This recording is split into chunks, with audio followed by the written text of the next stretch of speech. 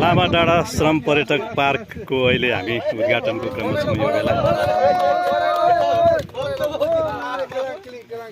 गोलजार नगरपालिका ward number 3 का वडा अध्यक्ष धनप्रसाद लामाज्यूको हातबाट समुद्घाटन कार्यक्रम हुँदैछ भने यसमा समग्र मुसार्नेवासी, मुसार्नेका जति पनि युवाहरू छन् सबैजनाको तदारुकताको साथमा चाहिँ यो कार्यक्रमहरू हामी अगाडि बढाउँदैछौँ। हामीले चाहिँ अहिले यो प्रकारको चाहिँ श्रम पार्क बनाउने हामीले सुरु गरेका छौँ। त्यो चाहिँ हाम्रो सुरुवाती एरिया हो र यो साइडमा चाहिँ अब हामी केही दिनमै चिल्ड्रेन पार्कहरू र त्यसपछि अन्य साइड सिनहरू बनाउने हामी कदममा अगाडि बढिरहेका छौँ। अहिले हामी यो अवस्थामा छौँ र यो हाम्रो पहिलो दिन हो।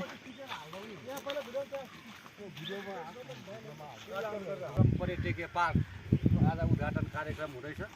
सो कार्यक्रमको लागि आफ्नो मन्तव्य राखिदिनु हुन म वाडा नम्बर 3 का वाडा अध्यक्ष धनप्रसाद लामाज्यूलाई हार्दिक अनुरोध गर्छु। आज लामा डाँडा श्रम पर्यटकीय पार्क उद्घाटन कार्यक्रममा उपस्थित सम्पूर्ण श्रमदाता श्रमिक साथीहरूमा मेरो तर्फबाट नमस्कार छ।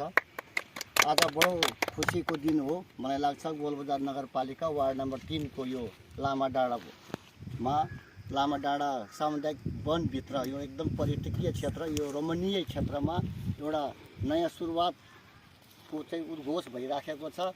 मलाई लाग्छ यो विगतमा हामीले धेरै गरिराखेको छौँ। हाम्रो पुर्खाहरूले, हाम्रा बुवाहरूको पालामा 50 वर्ष 100 वर्ष पहिले चाहिँ धेरै सडकहरू निर्माण कामहरू चाहिँ श्रमबाटै गरिराखेको थियो भने र अहिले पनि धेरै ठाउँहरूमा चाहिँ श्रमबाट नै धेरै कामहरू भइराखेको सन्दर्भमा अहिले लामा डाँडा श्रम पर्यटकीय पार्क निर्माणको लागि चाहिँ सबै युवाहरू त्यसको लागि धेरै धेरै धन्यवाद दिन चाहन्छु।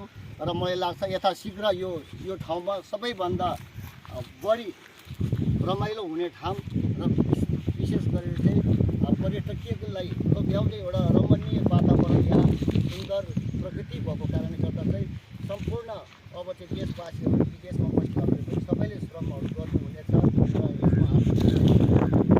पनि अत्यसम्म गर्दछु।